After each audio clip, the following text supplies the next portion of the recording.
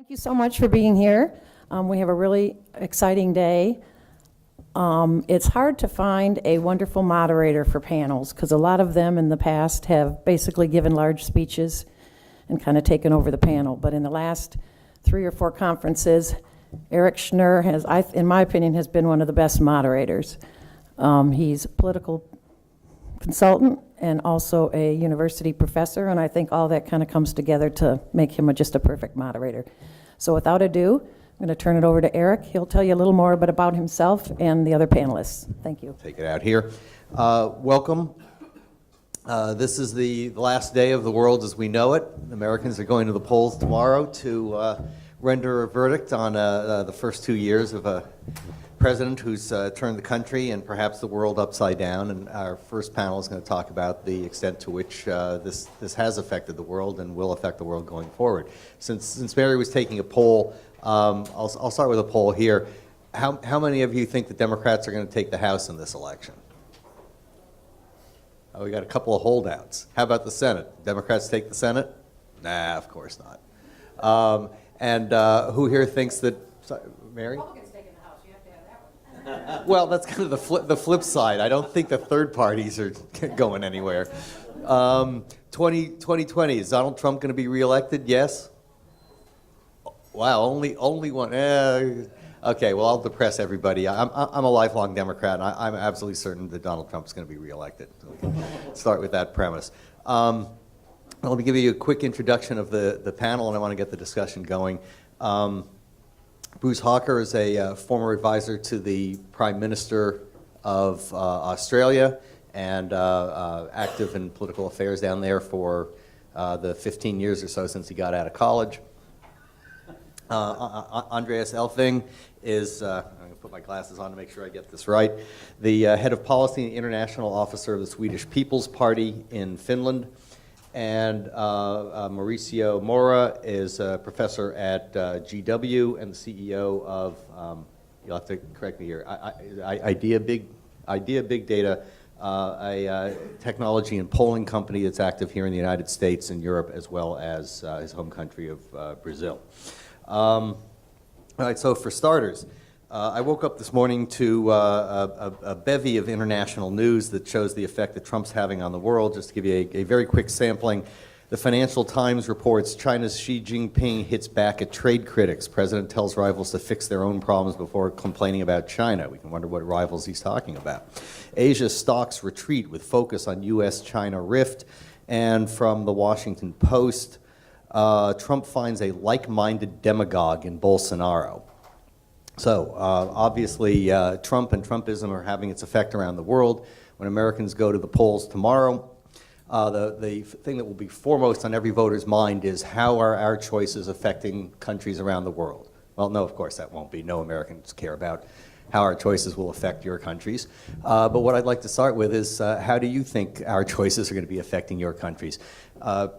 Increasingly, as President Trump delivers on his promises to disconnect the U.S. from the rest of the world, commentators are saying the rest of the world are looking for other leaders, other countries to fill the leadership void left by the United States after roughly 3/4 of a century of global leadership.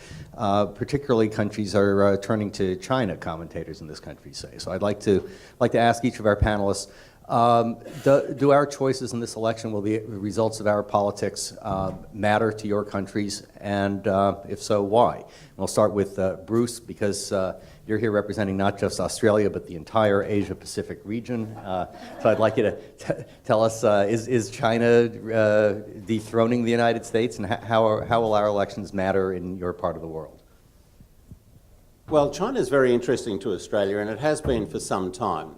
It's our major trading partner for a start. So that's a particularly important consideration that the Australian political leadership has to take into account when they're talking to the American political leadership. Now, that predates Trump. That goes well back into the Obama administration, when I think he had a rather hawkish view about China, and Australia, I think, has been subjected to a fair bit of high-level pressure at a political level, a diplomatic level, over China. But I don't.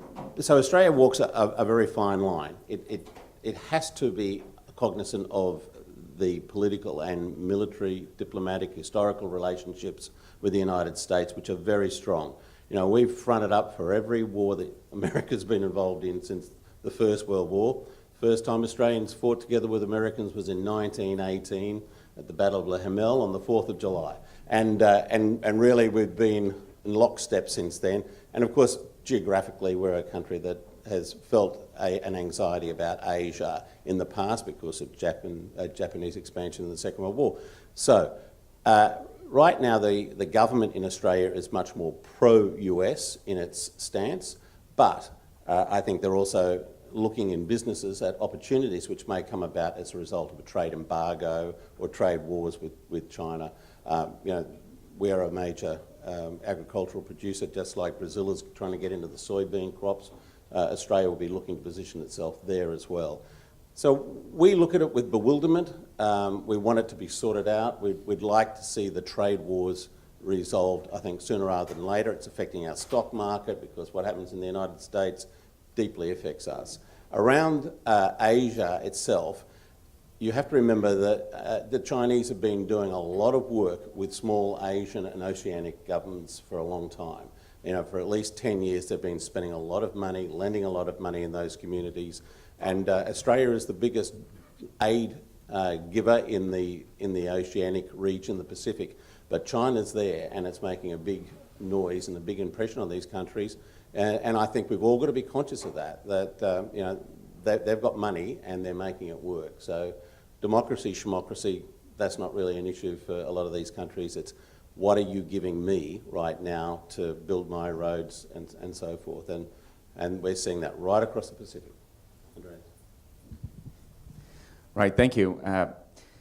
China has been, you know, being quite active for quite a long time, and I think a lot of people quite frankly welcome somebody challenging China for a change, because they have obviously been breaking rules and doing things the way they shouldn't be. But so Trump's sort of stance on China is not problematic from that point of view. The problem, of course, is that things have consequences, and China will react if you know, if others react to them, and that plays a role, of course, for the rest of the world. If you look at Europe, China, of course, is very much present, and we do a lot of trade with China. But the U.S.-European relationship, I think, has been so strong, and there was great hopes. We had this negotiations on a transatlantic trade and agreement, the TTIP agreement that's now buried, that had come quite far in the end of the Obama administration. And there was there is this understanding that it's good for both the US and Europe to have close relations. So that's why it's so baffling to hear Trump painting Europe or the EU as some kind of organization set up to screw over the US in trade, which is of course completely false. It's the fact that Europe has been stable because of the European Union since World War II is the reason why Europe is prosperous and the US is as prosperous as it is. As we know, a great deal of trade is happening between the US and Europe. So many things that Trump does sort of baffles people. You can say that you just should ignore the tweets and go on, and I think a lot of people do that. But there is a point when people react and there are real consequences. And I think that's one of the issues that at least worry me and worry a lot of people, that what will come if this continues, and if there are actually consequences. I mean, so far we've seen that I think Congress has not really has been quite a stabilizing force. I mean, there is still support for NATO in the U.S., even though Trump makes a lot of claims and stuff like that. But if this continues, what will happen? I think that worries us. Good morning. I'm going to divide my comment on 4 topics. Talking about international trade, and I'm going to talk specifically about Latin America. I think what we are seeing right now is that it's getting more and more difficult to increase trade with the U.S. after Trump. Of course, the agribusiness in different countries in Latin America are pushing that, but it's becoming hard and hard. In terms of diplomacy, clearly Latin America is not a priority of the US. I think Obama administration had some gains when they tried to be closer to Cuba with the other Latin countries. Of course, this is not happening right now because of Trump. And of course, in terms of trade, China and other countries are getting ground. And China today, for example, in Brazil, is the most important trade counterparty of Brazil is China, especially because of the agribusiness and the commodities. But I want to talk about the political side. We have a new president in Brazil elected. He basically was elected on similar platforms of Trump, a very authentic speech. He pleased himself as an outsider. He used a lot of social media platforms. In case of Brazil, we can talk about this later, was the WhatsApp. Different here, that was the Facebook, the main platform. And he had a conversation with President Trump. And Brazil now is much more open to dialogues with Trump than that was before. And one of the things that I want to highlight that if Trump wins today, gives this conservative movement that, of course, is strong in Latin America as well, another element that this is going to push forward, to keep going. So there is because what's happening in the world right now is that the outsiders, the people from outside politics, not only are winning elections, but also are governing. And this is, and they're being tested in elections after those first wins. So this is what's happening right now in this election here. I tend to agree that it's interesting because this is an election that doesn't have a clear point. It's not only about the economy, not only about Trump, not only about healthcare. It's a combination of everything. But if he wins, he's going to give this conservative way, global conservative way, another push. Yeah, I wanted to pick up on Mauricio's last point there. Andreas, we'll start with you on the answer. To what extent will the results of tomorrow's elections reverberate in your part of the world? Does it matter if the Democrats pick up the House or not, from your perspective? Well, sure it does. I mean, it's what happens in the U.S., sort of the mentality that's present here does have consequences for the rest of the world and for Europe. And it's expected now that the Democrats will take the House and the Republicans keep the Senate. I think that's the sort of the expert opinion. But of course, we've seen where expert opinion got us in 2016, right? So there is, I think, still many factors to follow. But if the Democrats take the House, and we see now another 2 years now of investigations and subpoenas and people being dragged to hearings all the time, and that in a sense will probably make things even worse, because nothing will happen in the U.S. It will just be the rhetoric will be hotter and hotter, and I think what we've seen in Europe is that our sort of right-wing populists and even some of the more mainstream conservatives have picked up on the fact that it seems to be working. What Trump's doing, he's winning, quote unquote, and that has pushed the rhetoric in Europe in a direction we haven't seen before, and it's also lifted up parties that we probably that would have been unthinkable a few years ago. So absolutely, it has consequences, and there are U.S. is still in many ways the sort of the leader of the world, and the tone that's coming here does have consequences in so many aspects. So I don't think we should diminish that at all. So Bruce, stalemate and vituperation for the next 2 years in the U.S., is that good from your perspective, or is that going to be worse?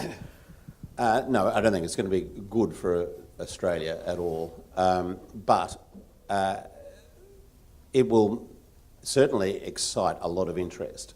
And as Andreas was saying, there are populists in Australia as well who have been much more energised and encouraged by the Trump experiment.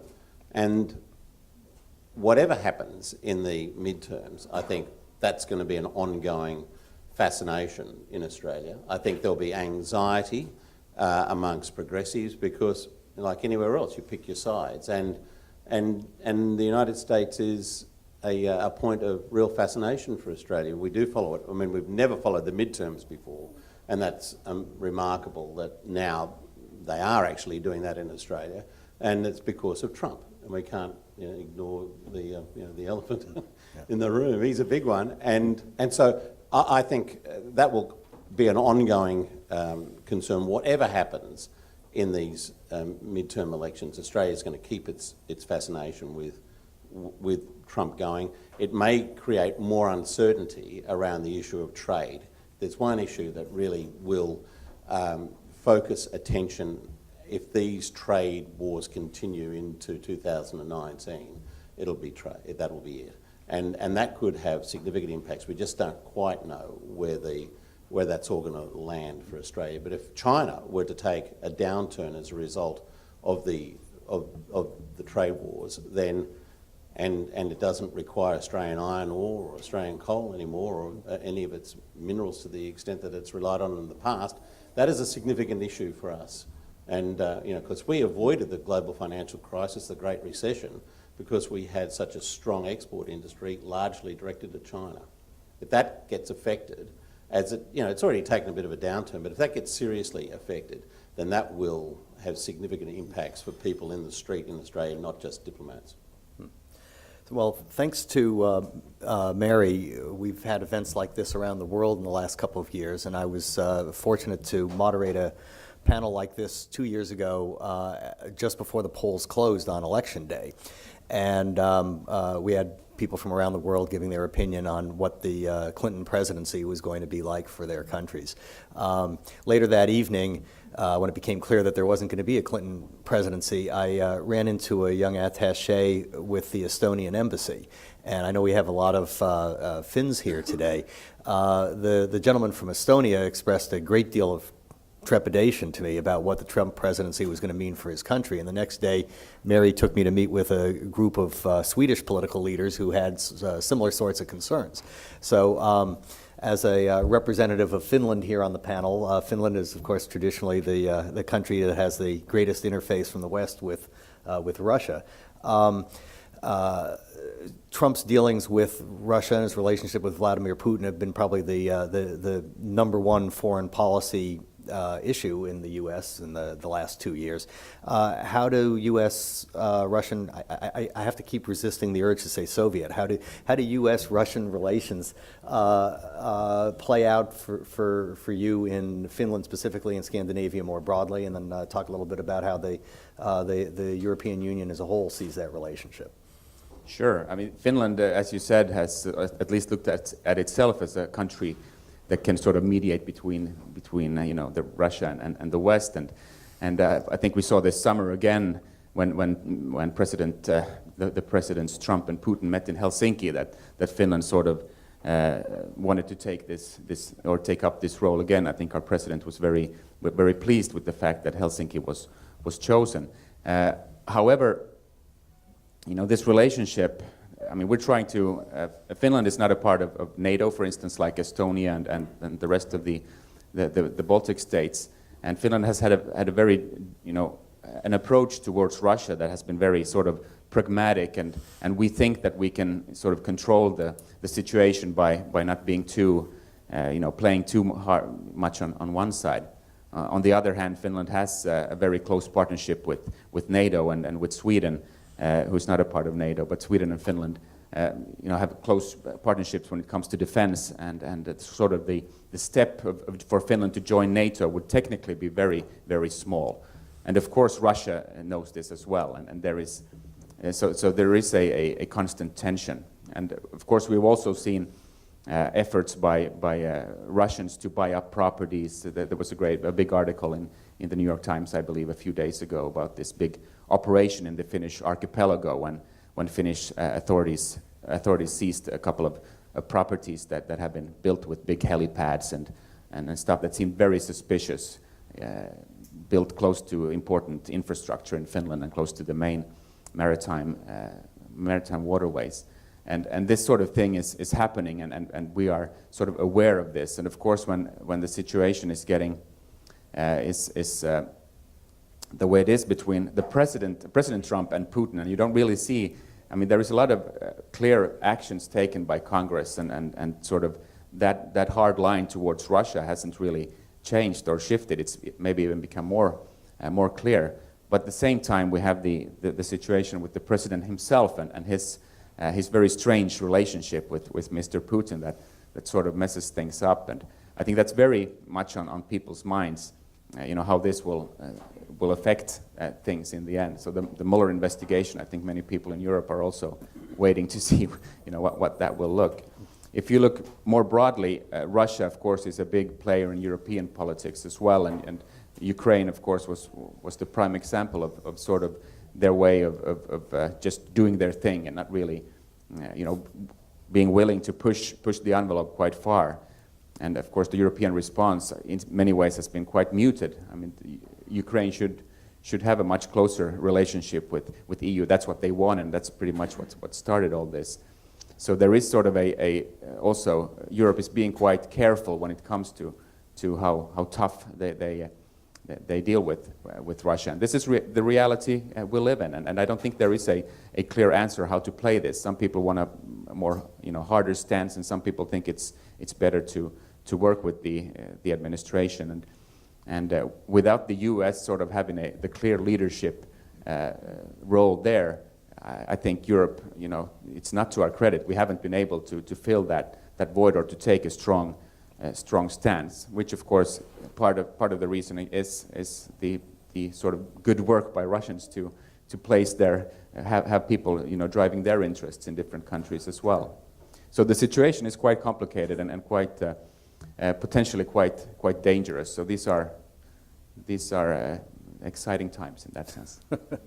Exciting in the sense of the Chinese curse, I guess. So Mauricio, you've each touched in a way on something that underlies this entire discussion, which is the extent to which Trump is part of a larger worldwide phenomenon. The most recent poster child for this whole issue is your country and the election of Bolsonaro. To what extent does Bolsonaro represent a Trump kind of politics, and to what extent is the Brazilian election different from what we've seen in the U.S.? Yes, no, first of all, just to comment on his topic, the worst thing about the Russian event here, or the investigation here, is the externality. In Brazil this year, we spent a lot of time discussing the security of the electronic ballot. So people now ask the question, is those elections fair? Is those hackers interfering in the election? So now we have these discussions all around the place. So that's the first thing. So Bolsonaro has similar attributes to Trump. First of all, he claims himself as an outsider. That was his main narrative. He was running against the system, and he said this too many times. He basically rely a lot on the social media, especially the WhatsApp. In Brazil and Mexico and Colombia this year, the WhatsApp was the main social platform that played a very important role on the election. He has something very similar with Trump, that he connects directly with the voters, and I think he's going to bring this to the presidency. The way that Trump manages the Twitter, that he's basically talking directly to his followers. Bolsonaro does a lot, Facebook Lives. He manages a lot to talk from his cellular phone. So he's bringing this direct communication. But the interesting thing, the big difference about Bolsonaro and Trump, that Bolsonaro was basically a middle and upper class phenomenon in Brazil. So his core voter was basic people, college educated people in Brazil. It's kind of the opposite of Trump. But both has the same DNA, is to run against the system, claim as an outsider, saying that the capital city, in the case of Brazil or Washington, are toxic. So their narrative is very similar. Andreas, you and I were talking a little bit about this just before we came in. The Brazilian election was bracketed by elections in Germany that have been presented in this country as essentially another example of the triumph of right-wing populism and the fall of a centrist leader. But just as much, the Green Party in both of those state elections really was the big winner. As Mauricio was saying, in some ways this isn't so much a rightward lurch as a lurch away from the center, perhaps in both directions. How do you see that playing out in Europe? And you were talking some about what this means in Finland specifically. Sure, I mean, it's true that the sort of establishment way of doing things the way they've always been done. It's not very popular right now. You can see that in the election results. But in many ways, Europe sort of led the way. We've had these populists for quite a while in Europe. And I was sort of in 2016, I thought that now this has reached the US with Trump, and now it will come to a halt in the US, which will then make things normal again, in the rest of the world and in Europe. But of course, I was very wrong about that.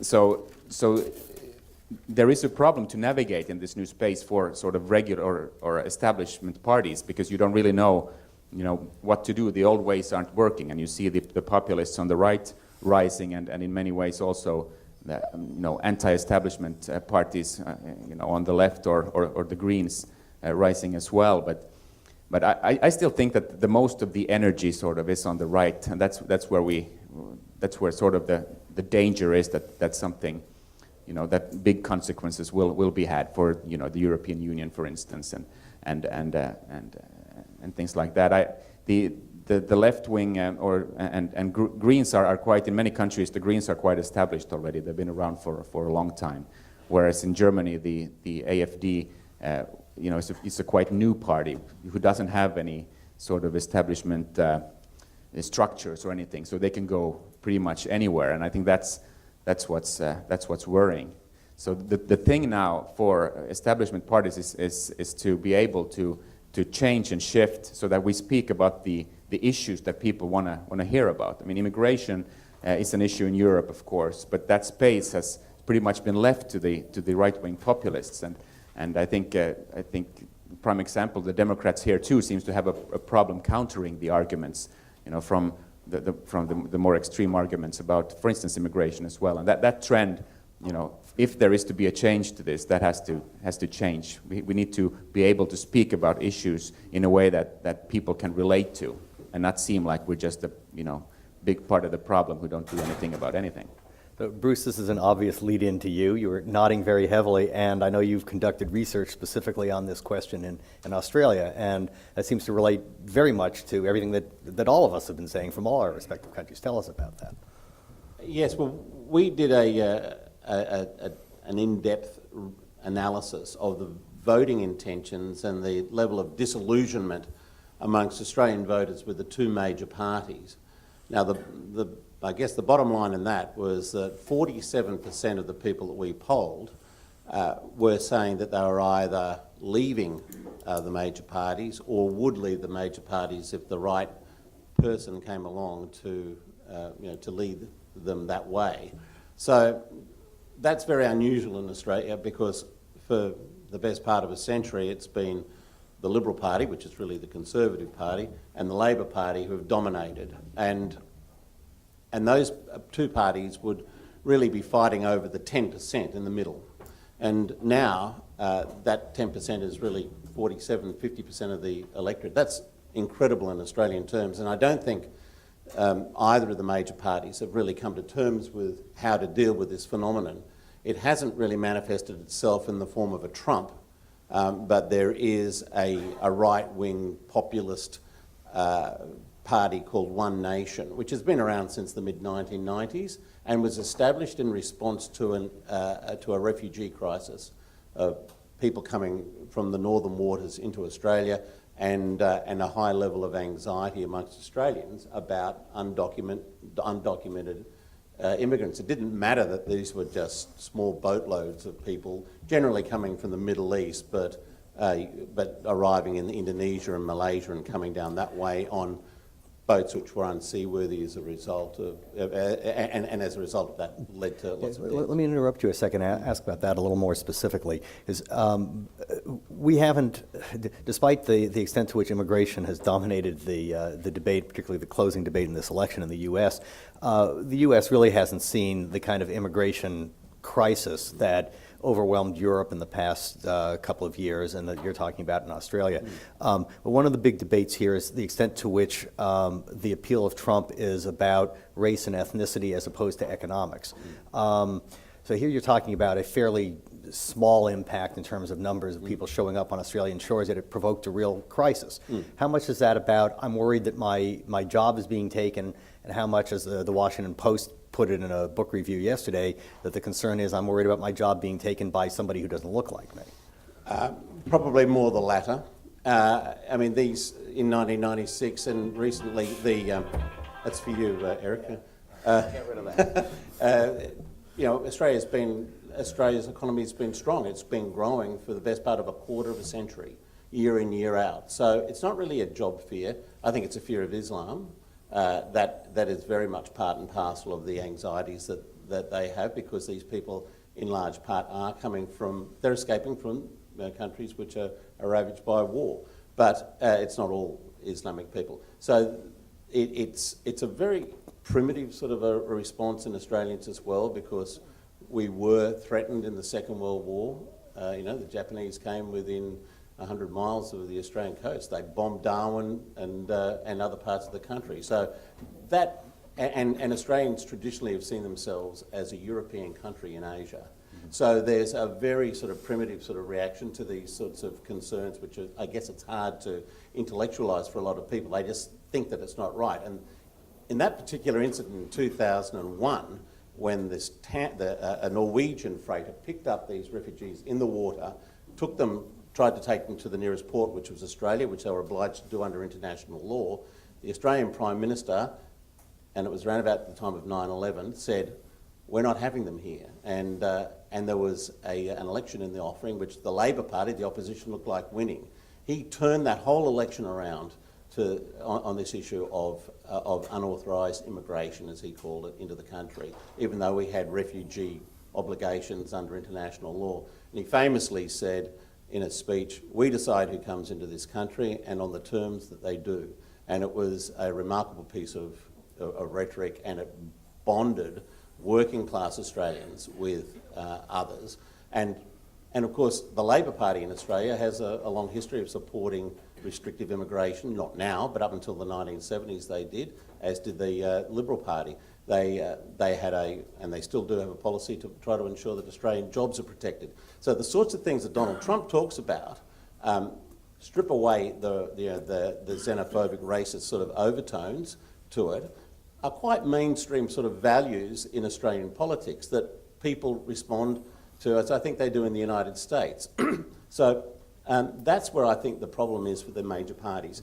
They're not responding to the anxieties that these people have in their own, who they would traditionally have been relying on to support them. They have to find ways to identify, you know, what their concerns are. And our research showed that you get past the immigration issue, these people's issues are exactly the same as everybody else's: healthcare, education, cost of living, jobs. And so they're there to be got, but the parties have to acknowledge, I think, some of their concerns. You and I were talking yesterday, but I sent a poll a couple of days ago from Ohio, which you may know is one of the 2 or 3 most important swing states in this country in national elections. Formerly heavily Democratic, it's been trending Republican lately, and of course went for Trump by a large margin. And this poll from Ohio showed the Democrats winning up and down the ballot, all the statewide races with the possible exception of the governorship. And on issues, voters were rejecting Trump's position on virtually everything, particularly on trade. They seem particularly concerned about how Trump is alienating our allies over trade issues, and they did not agree with his tariffs. Of course, Ohio is an interesting blend of agriculture and old heavy industry, so heavily affected by the tariffs. The one and only place in the entire poll, whether it was on candidates or issues, where the electorate was siding with Republicans/Trump was on immigration. And despite them going against Trump on every other issue, they're strongly agreeing with Trump on the immigration issue. So there seems to be something obviously very special about that issue. And Andreas, you addressed trade earlier and how that's affecting the U.S.-European relationship. I'm sure everybody in this room knows, but you can give us a quick summary of how is immigration affecting European politics, and how does that interact with the trade issue, and the fact that people seem to be able to separate out a flow of goods is okay, people not so much.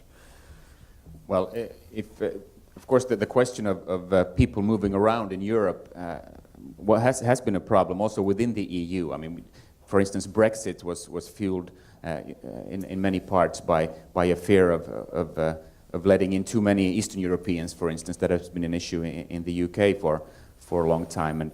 And these sort of fears that people who are different from us are coming, of course, plays a big role. Then the immigration or the situation with immigration that overwhelmed Europe in a way a few years ago, of course, fueled this even more. And the countries who were most affected, countries in the Mediterranean region, of course, had problems that they weren't really able to solve. There were too many people coming. And Finland also saw record numbers of people, tens of thousands of immigrants in quite a short time, which we've never seen before.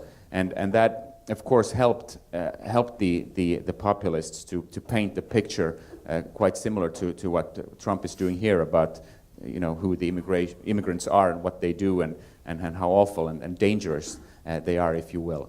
But I think you have to remember Europe is different countries, and the issue has been dealt with differently in different countries. There are some countries in Europe who haven't really received any immigrants, and then there are countries that have received a lot. But yet the sort of issue of immigration, I think, has been on the agenda in pretty much every country, if you will. I think Sweden is an interesting example too, a country that has traditionally and over the years received a huge number of immigrants, most of them from Finland, maybe a little bit ironically in this sense, and also who is an example of an economy that has thrived because of this. I mean, they have a healthy pool of workers, which many other countries struggle with, and this has been a success story. And yet in Sweden as well, a party, the Sweden Democrats, which have focused on this issue and painted it up as the biggest issue of all, have managed to rise quite dramatically in the polls and get some electoral success. And I think it illustrates in a sense that the mental picture of what immigration is and what it doesn't always reflect what the reality is. But people don't really vote on the reality; they vote on their perception of things. And this is something that some political parties have been able to exploit quite well. And this notion that maybe we shouldn't only focus on facts. We have to see look at the perception a little bit more. Is one of the lessons for the more established parties. Yeah. So in this country, obviously, the big question around immigration is Latin Americans. President Trump, not all that long ago, went so far as to basically say, send us more Norwegians. He's hasn't been taking quite the... No, I'm not making this up. He obviously doesn't have quite the same view about people coming from south of the border. On his very first full day in office, he famously insulted the presidents of two countries. One was yours, Australia. For some reason, Americans, I think even on Trump's side of the aisle, had a hard time figuring out what's so bad about Australia. But the other president he had a very, very bad phone call with and hung up on him was the president of Mexico. Now we have a new president in Mexico coming in, who I think, at least initially, seems to be more to Trump's liking. Since the real where the rubber meets the road with Trumpism is really about Latin Americans and our relationship with them across the border, and they're coming across our border into our country. How is Trump seen in Latin America, Mauricio? It's interesting because we did a lot of polling with President Obama and now with Trump. Trump has his disapproval rates in Latin America are huge. So people don't like him from Argentina to Mexico. So it's kind of, for example, in Brazil, 85% of the people disapprove Trump as a president, compared to 66% that approved Obama. Just to give you guys, Obama was more approved in Latin America than here in the U.S. So it's a very different dynamic in terms of that, especially in Mexico. Né? I think Trump played a very important role in Obrador election because all the things that he has said and done about Mexico. And then comes to a point that I want to just follow up on their comments. Two things. I do see a lot of far-right conservative improvement and new parties, new movements. But if you just take a step back, we have examples in Europe like the En Marche in France and and Podemos and Ciudadanos in Spain, and even the five-star movement in Italy is not exactly a far-right. And Lobrador in Mexico is an example of an outsider of the traditional political parties in Mexico. So we are seeing this in a more broad spectrum. And Australia, I don't follow Australia very closely, but I do know that Australia has an interesting way to vote, people ranking the options.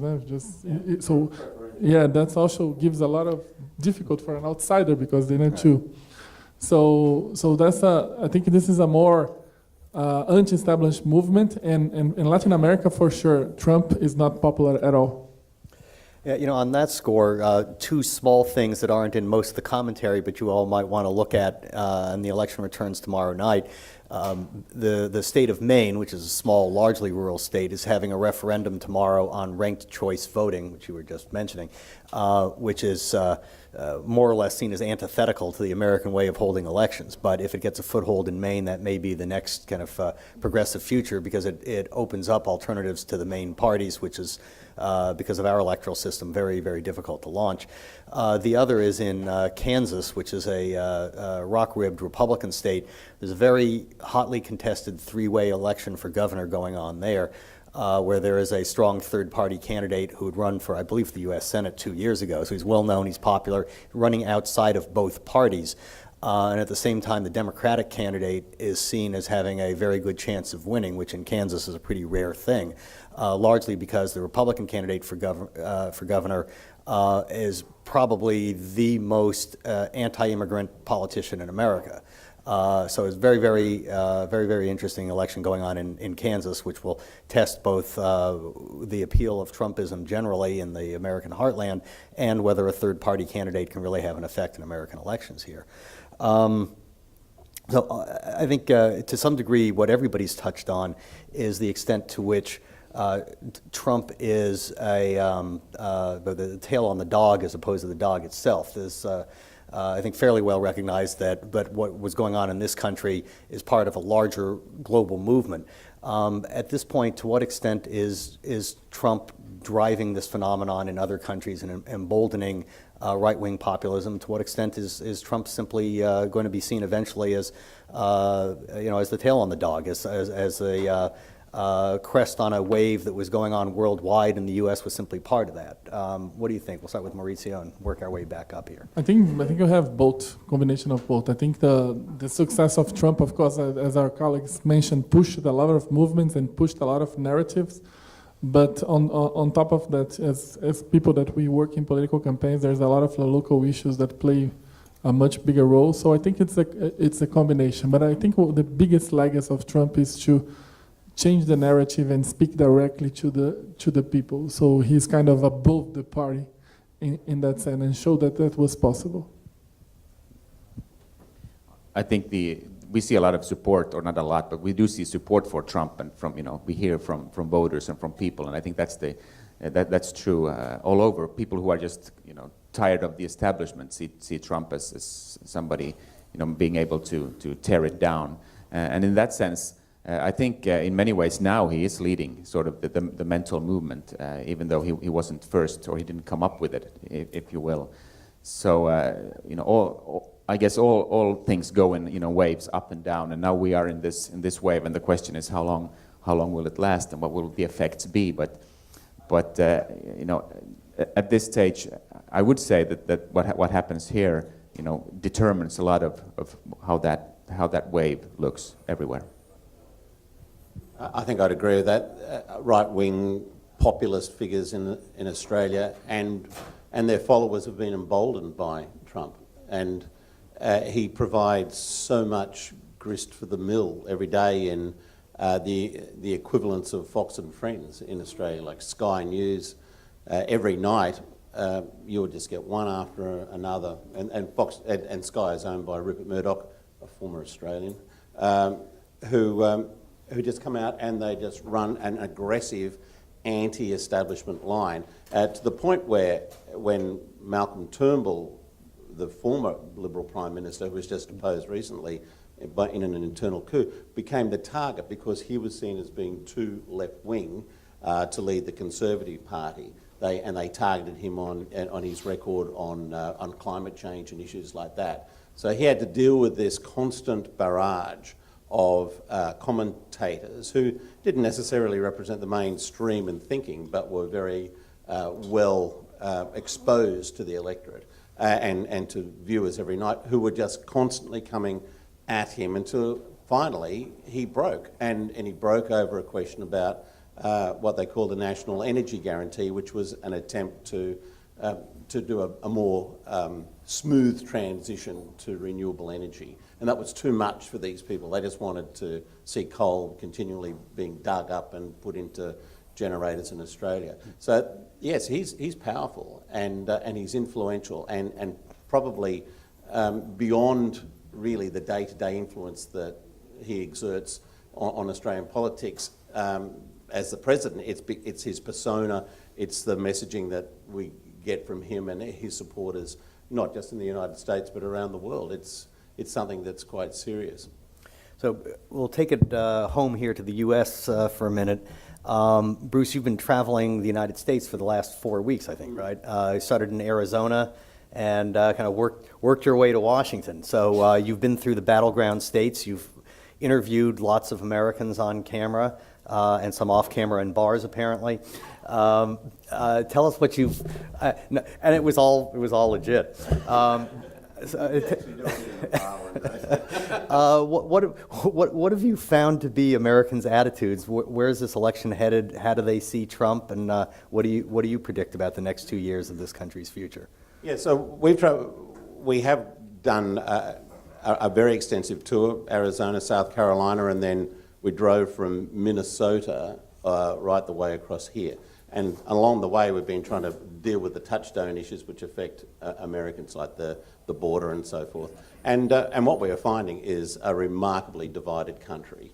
I mean, I've been coming here since 1996, observing presidential and midterm campaigns, and I've never seen anything like this in my life. So people are in their boxes and they're refusing to come out. And I think beyond the politics, it's actually having an effect on the country. We interviewed 2 women yesterday who were staunch Republicans, but not Trump Republicans, and they say that their families have been affected by it because there are divisions within their own families.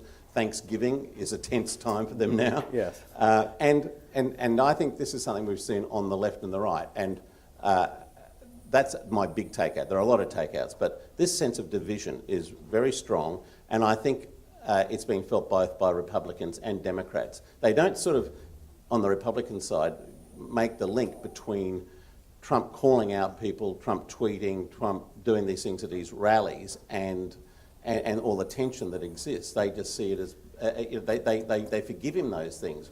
Well, I'd go even further. I think that they increasingly see their opponents as the ones who are driving all of this. You know, the reaction to Kavanaugh is what caused the problem, not anything that Trump's done. Exactly. One of the women we spoke to yesterday said that one of the reasons she was cautious about even mentioning to her friends that she was a Republican was that a Democrat would come up to her and say, "You're a Nazi." She said, "I'm not a Nazi. You know, I work with non-profit organisations. I'm a mainstream fiscal conservative who doesn't believe in anything that Trump really believes in. He's a populist and he's priming the economy to the point where it's going to burst. But that's what I, as a Republican woman, have to deal with." So it's being felt on both sides of the aisle. And I notice now in the last few days of the campaign, I don't know if other people are noticing it too, I'm seeing much more in the advertising this line that's coming out from the Democrats that I'm going to reach across the aisle, I'm going to be bipartisan, I'm going to try to bring the country together. I suspect this is coming out in their polling. That's my gut feeling, and that they're going to try to finish on this argument that, well, we've got a country that's got to start binding the wounds. Yeah, in fact, I saw an ad yesterday on TV just before coming down here. I live in Pennsylvania, another kind of key state, and we get a lot of the advertising on television from New Jersey, where there's a Senate race this time. It doesn't look like it'll be particularly close, but the closing ad for this one U.S. Senate candidate talks about how he'll stand up to Trump, he's independent, and the word independent flashes in large letters on the screen as if he's an independent, and goes on to talk about how he's pro-choice, oh, I forget what the other issue was. But it's and anyway, he's for coverage of pre-existing conditions under health care. It's this litany of liberal positions. And nowhere in the ad does it mention that he's the Republican who's running for the Senate. So that's been the Republican closing argument, in states that aren't rabidly receptive to the argument that the Mexicans and the Hondurans are coming for you, and they're bringing George Soros and the Arab terrorists. So Mauricio, why don't you kind of round us out, and we'll open up for questions for a couple of minutes if we have it. You're based here, so you've got a perspective on Americans. This kind of reminds me. My favorite joke is about an actor who a friend comes backstage after a performance, and the actor goes on at some length about how wonderful his performance was, and he finally says, but enough about me. Let's talk about you. What did you think of my performance?